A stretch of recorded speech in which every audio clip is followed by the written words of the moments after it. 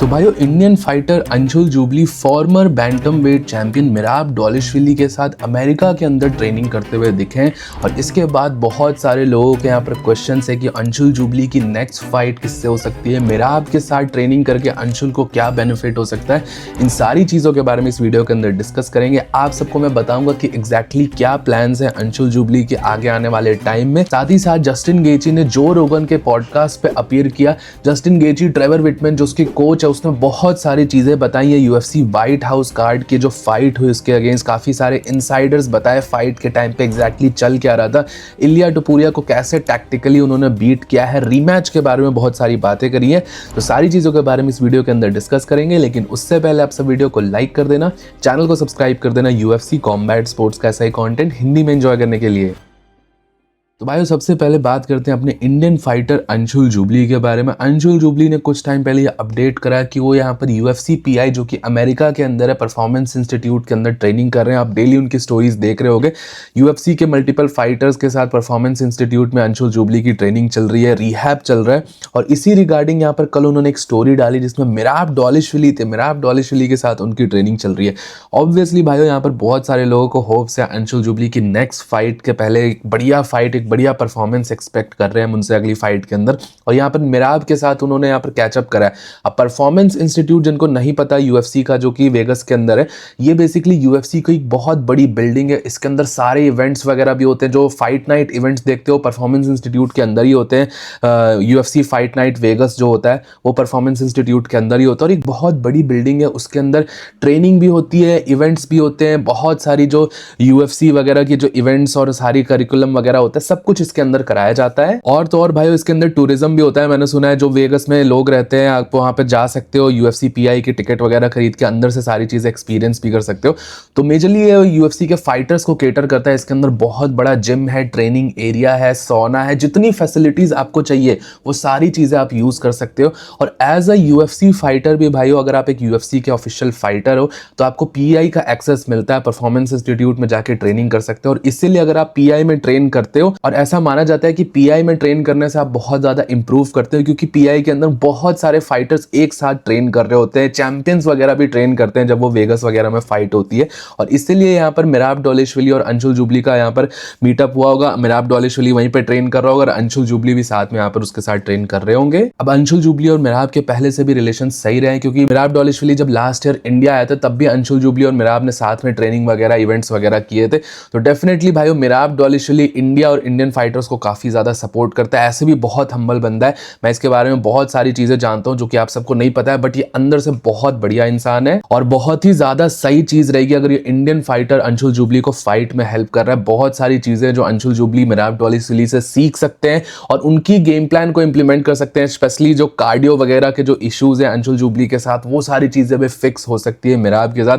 मिराब डॉलिशविली को माना जाता है कि उसका यूएफसी और एमएमए के अंदर वन ऑफ द बेस्ट कार्डियोज है। साथ ही साथ रेसलिंग वगैरह भी वो बहुत अच्छी करता है। तो ये सारी इंप्रूवमेंट्स यहाँ पर अंशुल जुबली मिराब डॉलिशविली के साथ ट्रेन करके ले सकते हैं। अब जैसा लोग यहाँ पर लेकिन ऐसा कह रहे हैं कि फुल टाइम ट्रेनिंग कर रहे हैं वो मिराब के साथ, तो मुझे ऐसा नहीं लगता। जैसा मैंने एक्सप्लेन करा भाइयों, पीआई के अंदर बहुत सारे फाइटर्स आते हैं और उनके साथ अंशुल जुबली यहाँ पे ट्रेन कर रहे हैं, ना कि मिराब डॉलिशविली के साथ एज अ फुल टाइम पूरी कोचिंग ले रहे हैं मिराब डॉलिशविली से अंशुल जुबली। ऐसा मुझे नहीं लग रहा। अभी भी मुझे ऐसा लगता है कि इंडिया के अंदर ही मेजर फाइट कैंप यहाँ पर अंशुल जुबली का चलने वाला है। और उसी से रिगार्डिंग जो सबसे बड़ी अपडेट है, लोगों का कुछ टाइम पहले एक रूमर चल रही थी भाइयों कि अंशुल जुबली की फाइट चांको के अगेंस्ट फिक्स हो चुकी है। टीम हबीब के मेंबर मागोमेड ज़ाइनुकोव वर्सेस अंशुल जुबली की फाइट फिक्स होगी। तो अंशुल जुबली ने इसके ऊपर क्लैरिफिकेशन यही दिया है भाइयों कि वो फिलहाल इंजर्ड चल रहे हैं। उनकी एक नेक इंजुरी भी है और साथ ही साथ एक नोज इंजुरी जो कि बहुत पहले से चल रही है। उन चीजों को वो फिक्स कर रहे हैं और इसके बाद ही वो कोई फाइट एक्सेप्ट करेंगे। तो ये जो रूमर्स यहाँ पे चल रहा है चांको वर्सेस अंशुल जुबली का, इसके पीछे कोई सब्सटैंशियल डेवलपमेंट एक्चुअली में नहीं है इस टाइम पर। अब कुछ और रूमर्स भाइयों ये चल रही है कि जो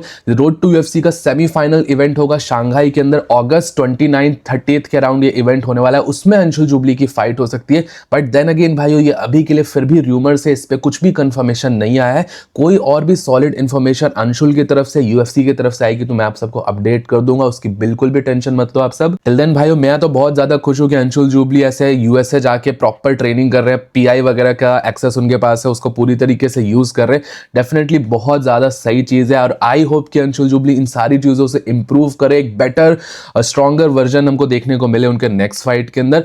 अब भाइयों बात करते हैं यहाँ पर, अगर ट्रेनिंग की चली रही है तो एक बहुत सॉलिड अपडेट यहाँ पर निकल के ये आ रही है, अगले महीने Conor McGregor versus max Holloway की फाइट होने वाली है। और इस फाइट की सबसे इंपॉर्टेंट स्टिपुलेशन क्या है कि ये वेल्टरवेट डिवीजन में होने वाली है और मैक्स हॉलोवे ने आज से पहले कभी वेल्टरवेट डिवीजन में फाइट नहीं करा और आज से 1.5 साल पहले तो वो फेदरवेट में फाइट कर रहा था। तो वेल्टरवेट में फाइट करने के लिए, एक्सपीरियंस करने के लिए मैक्स हॉलोवे ने अपने कैंप में जैक डेला मैडेलिना को लेके आए हैं। जैक डेला मैडेलिना के साथ ट्रेनिंग करते हुए मैक्स हॉलोवे दिखा और जैक डेला मैडेलिना यहाँ पर वेल्टरवेट का चैंपियन था कुछ टाइम पहले तक। तो डेफिनेटली भाइयों मैक्स हॉलोवे यहाँ पर पूरी तरीके से फोकस्ड है अपना वेल्टरवेट डेब्यू करने के लिए। कॉनर मैग्रेगर के अगेंस्ट यहाँ पर प्रिपेयर करने के लिए जेडीएम को लेके आया है जो कि वेल्टरवेट का चैंपियन रह चुका है फॉर्मर, और उसके पास भी बहुत अच्छी बॉक्सिंग स्ट्राइकिंग स्किल्स है। तो आई कैन सी भाई कि वो जेडीएम को क्यों लेके आया है, उससे पूरी तरीके से एक्लिमेटाइज होने के लिए वेल्टरवेट डिवीजन से, साथ ही साथ स्ट्राइकिंग वगैरह का। वो बेसिकली जेडीएम को इसलिए लेके आया कि कॉनर का फाइटिंग स्टाइल कहीं ना कहीं थोड़ा रेप्लिकेट हो, एक सिमिलर हैवी फाइटर उसी स्किल का यहाँ पर मिले मैक्स हॉलोवे को, और ये काफी ज्यादा डेंजरस भी हो सकता है यहाँ पर कॉनर मैग्रेगर के लिए। तो भाइयों ये अपडेट भी मैंने आप सबको दे दी, आपका क्या सोचना है इस बारे में मुझे नीचे कमेंट सेक्शन में जरूर बताइएगा। अब भाइयों बात करते हैं यहाँ पर जस्टिन गेची, जो कि जो रोगन के पॉडकास्ट पे गया था इस फाइट के बाद, अपनी व्हाइट हाउस फाइट के बाद, और उसके अंदर उसने बहुत सारी चीजें बताई हैं फाइट के टाइम पर एक्चुअली क्या हुआ, क्या क्या चीजें थी, इलिया टुपुरिया के साथ उसने किस तरीके के माइंड गेम्स खेले, ये सारी चीजें। सबसे पहले चीज यहाँ पर जस्टिन गेची ने ये बोली कि इलिया टुपुरिया को वो अपने आप से सारी सच अपनी स्ट्रेटेजी बता रहा था। उसका ऐसा कहना था कि वो fight second round third round में ही ले जाके एक्सपेक्ट कर रहा था, बट क्योंकि इलिया टुपुरिया अपने आप में ही इतना ज्यादा फुल था, वो इलिया टुपुरिया को बेसिकली और ज्यादा अपनी ट्रैश टॉक में फंसाने का कोशिश कर रहा था। बेसिकली हुआ ये था कि फाइट से पहले इलिया टुपुरिया यहाँ पर ऐसा कह रहा था कि फाइट फर्स्ट राउंड के बाद जाएगी ही नहीं, सेकंड राउंड थर्ड राउंड में जाएगी ही नहीं। तो जस्टिन गेची जानबूझ के सारी चीजें बोलता था कि वो सेकंड राउंड थर्ड राउंड में फाइट ले जाएगा, ताकि इलिया टुपुरिया और ज्यादा अपने बैक ऑफ द माइंड में फीड कर ले कि उसको राउंड 1 में ही फाइट खत्म करनी है। और जस्टिन गेची ने एक बहुत इंटरेस्टिंग चीज इसमें बोली कि जब आप अपने आप को ये चीजें समझा लेते हो कि उसको फाइट फर्स्ट राउंड में ही फिनिश करनी है, लेकिन अगर फाइट फर्स्ट राउंड में फिनिश नहीं हुई, सेकंड राउंड में फाइट चली गई, तब भाई एक बहुत बड़ा डीमोरलाइजिंग फैक्टर यहाँ पर निकल के आता है फाइटर्स के लिए, क्योंकि आपने प्रेडिक्ट करा, पूरी दुनिया को बताया कि फर्स्ट राउंड 20-30 सेकंड्स में ही फाइट फिनिश करने वाला हो, बट वैसा हुआ नहीं। तो ये सारी चीजें यहाँ पर निकल के आई और इसी के कारण मुझे भी कहीं ना कहीं ऐसा लगता है कि फर्स्ट राउंड ही बहुत बड़ा डिसाइडर था। इलिया टुपुरिया का कॉन्फिडेंस फर्स्ट राउंड के बाद ही बहुत ज्यादा हिल गया, क्योंकि उसने पूरी वर्ल्ड को ऐसा बता रखा है कि भाई फर्स्ट राउंड में ही फाइट फिनिश होगी, और फर्स्ट राउंड सर्वाइव कर लिया जस्टिन गेची ने। हालांकि सेकंड राउंड में भी उसने बहुत प्रॉब्लम थी जस्टिन को, बट स्टिल यहाँ पे फाइट यहाँ पे फर्स्ट राउंड में फिनिश होनी थी। अननेसेसरी प्रेशर इलिया टुपुरिया ने अपने ऊपर डाला ये सारी ट्रैश टॉक करके। और मैं हमेशा आप सबको बोलता हूँ भाई ट्रैश टॉक करनी चाहिए, फाइटर को फाइट सेल करने के लिए ट्रैश टॉक करनी चाहिए, बट अक्सर ऐसा होता है कि ट्रैश टॉक करते करते फाइटर्स उस ट्रैश टॉक को बिलीव करने लग जाते हैं। कहीं ना कहीं मुझे ऐसा लगता है कि इलिया टुपुरिया इस चीज को बिलीव करने लग गया था। हो सकता है भाई अगर दुनिया में 1000 लोग, आपके फैंस, इंटरव्यूअर्स भी इसी तरीके से बोल रहे हैं कि आप ही फिनिश करोगे फर्स्ट राउंड में, आपको ऐसा गॉड की तरह परसीव कर रहे हैं, जस्टिन को कोई चांस नहीं दे रहे, तो हो सकता है फाइटर भी एक इंसान है, वो भी सारी चीजें बिलीव करने लग गया होगा। इलिया को भी लगने लग गया होगा कहीं ना कहीं कि वो तो फर्स्ट राउंड में ही फिनिश करेगा, रिगार्डलेस जस्टिन पे कोई चांस नहीं है। और जब वो फाइट सेकेंड राउंड में गई होगी, एज अ फाइटर उसको कितना ज्यादा डिमोरलाइजिंग लगा होगा, और साथ ही साथ ऐसा उसके पास कोई प्लान ही नहीं होगा कि उसके बाद कि वो एक्सपेक्ट ही नहीं कर रहा था कि फाइट सेकंड राउंड तक जाएगी। और दूसरी चीज भाइयों, जस्टिन गेची ने इस पॉडकास्ट के अंदर ये बोला कि इलिया टुपुरिया खुद से क्विट करना चाहता था। ऑब्वियसली भाइयों फोर्थ राउंड के बाद यहाँ पर इलिया टुपुरिया के कॉर्नर ने इस फाइट को कॉल ऑफ कर लिया था। स्पेशली यहाँ पर इलिया टुपुरिया के जो बिग ब्रदर है अलेक्जेंड्रे टुपुरिया, उसने इस फाइट को फिनिश कर दिया था जब इलिया टुपुरिया स्टूल पे आके बैठा था, तो क्योंकि बहुत ज्यादा डैमेज ले लिया था इलिया टुपुरिया की, दोनों आईज स्वेल अप हो गई थी।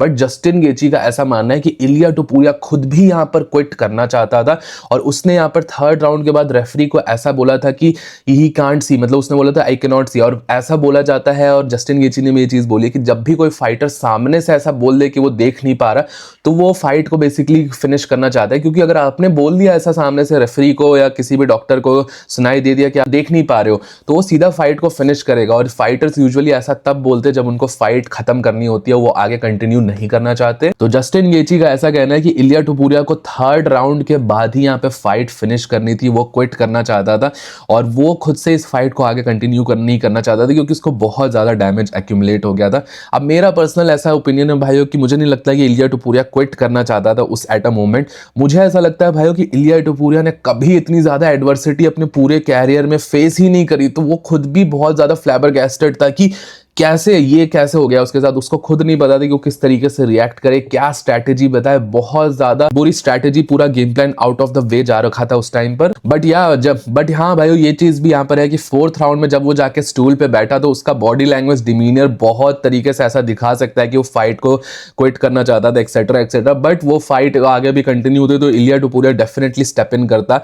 और फाइट करता। ऑब्वियसली भाई जिस लेवल का डैमेज यहाँ पर जस्टिन गेची ने पुट ऑफ करा है वो बहुत ज्यादा खतरनाक था इलिया टुपुरिया के लिए, और कहीं ना कहीं सही भी था। इलिया टुपुरिया के बड़े भाई अलेक्जेंडर टोपुरिया ने भी ये स्टेटमेंट दिया था कि इलिया टुपुरिया यहाँ पर डेफिनेटली आगे और फाइट करना चाहता था और फाइट करता, और वो फैंस के लिए एल मैटाडोर है बट उसके लिए वो उसका लिटिल ब्रदर है और उसको प्रोटेक्ट करना था, इसीलिए उसने फाइट खत्म करी। बहुत सारे लोग यहाँ पर क्रिटिसाइज कर रहे थे अलेक्जेंडर टोपुरिया को कि उसने फाइट खत्म क्यों करी। उसका यही रीजनिंग थी कि इलिया टुपुरिया बाकी सबके लिए एक फाइटर है, एक एल मैटाडोर जो उसने पर्सनैलिटी बना रखी है, लेकिन उसके लिए तो वो खुद का एक छोटा भाई है और वो अपने छोटे भाई को इस तरीके से बैटर होते हुए नहीं देखना चाहता था और कि ऐसा कुछ परमानेंट डैमेज निकल के आ जाए।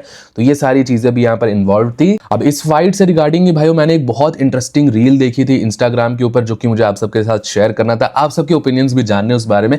एक बेसिकली एमएमए कोच था, उसने, अब मुझे उसका एग्जैक्ट नाम नहीं पता, रील नहीं याद है मुझे कि कौन से पेज पे मैंने देखी थी, उसने ये चीज रिवील करी कि जस्टिन गेची क्यों इतना ज्यादा डैमेज इन्फ्लिक्ट कर पाता है सामने वाले अपोनेंट्स के ऊपर। आपने देखा होगा जस्टिन का जितने भी अपोनेंट्स है सामने, Michael Chandler, Tony Ferguson, Paddy Pimblett, उनका फेस बहुत ज्यादा चेंज हो जाता है।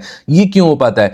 उस कोच ने यहाँ पर ये चीजें दिखाई कि जस्टिन गेची जब भी फाइट के अंदर पंचेस थ्रो करता है वो पंचेस इस एंगल से थ्रो करता है कि जो ग्लव्स का जो पैडिंग साइड है, जो आपके मेजर नकल्स के ऊपर जो पैडिंग है वो हिट ना हो, बल्कि जस्टिन गेची इन नकल्स से हिट करता है। और जस्टिन गेची फाइट के अंदर भी मल्टीपल टाइम्स अपने ग्लव्स को पीछे की ओर ऐसे पुश करता है, और जब भी वो हिट करता है, सपोज उसका जो सबसे फेमस अपर कट है वो ऐसे हिट करता है तो ये वाले नकल्स लैंड नहीं करता जो आपके मेन नकल्स है, वो आपके फिंगर वाले नकल्स को लैंड करता है और ये सीधा बोन यहाँ पर फाइटर्स के स्किन को कनेक्ट होता है और इसी के कारण ज्यादा डैमेज इन्फ्लिक्ट होता है। अब फर्स्ट ऑफ ऑल भाइयों, इससे पहले कि जस्टिन के फैंस यहाँ पर कमेंट करने लग जाए कि मैं कुछ यहाँ पर डिफेंड कर रहा हूँ, एक्सक्यूज कर रहा हूँ, मैं बिल्कुल भी कुछ भी डिफेंड नहीं कर रहा हूँ। Fight is done and dusted, Ilia Topuria हार गया। मैं बस एक डिस्कशन करना चाह रहा हूँ आपके साथ।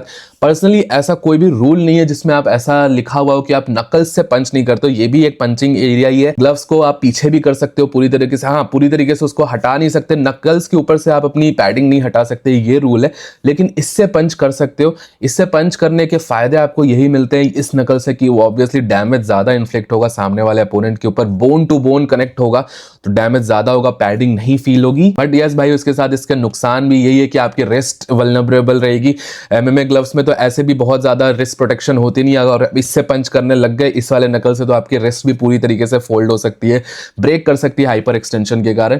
तो ये सारे रिस्क यहाँ पर रहेंगे ये वाली स्ट्रैटेजी के साथ। अब आई डोंट नो ये जस्टिन गेची ये सच में यूज करता है फाइट के अंदर ट्रेवर विटमैन की स्ट्रैटेजी। ट्रेवर विटमैन ने अपने इंटरव्यू में भी बेसिकली ऐसा बताया कि वो इन वाले पंचेस को ट्रेन करते हैं, इन वाले पंचेस, इन वाले नकल से हिट करने के लिए पंचेस को। और भाइयों जो आप स्टैटिस्टिक्स भी देखो कि जस्टिन गेची के जो फॉर्मर अपोनेंट्स हैं उनको इतना ज्यादा डैमेज पड़ता है, उनका फेस पूरा रीअरेंज हो जाता है, उसको भाइयों कहीं ना कहीं इससे यहाँ पर जस्टिफाई किया जा सकता है कि ये सीधा सीधा जो फिंगर नकल्स है वो कनेक्ट होते हैं स्किन के ऊपर। जस्टिन गेची के ये स्पेशल हिट करने का स्टाइल है जिसके कारण यहाँ पर इतना ज्यादा डैमेज इन्फ्लिक्ट हो रहा है उनके ओपोनेंट को। बाय द वे मैं फिर से यही कर रहा हूँ कि ऐसा नहीं कि सिर्फ इससे मारने के कारण जस्टिन गेची पीटता भी है, धोता भी है अपने ओपोनेंट को बहुत ज्यादा। तो ये सारे रीजंस हो सकते हैं। आपका क्या सोचना है इस बारे में, मुझे बस आप सबके साथ ये डिस्कस करना था।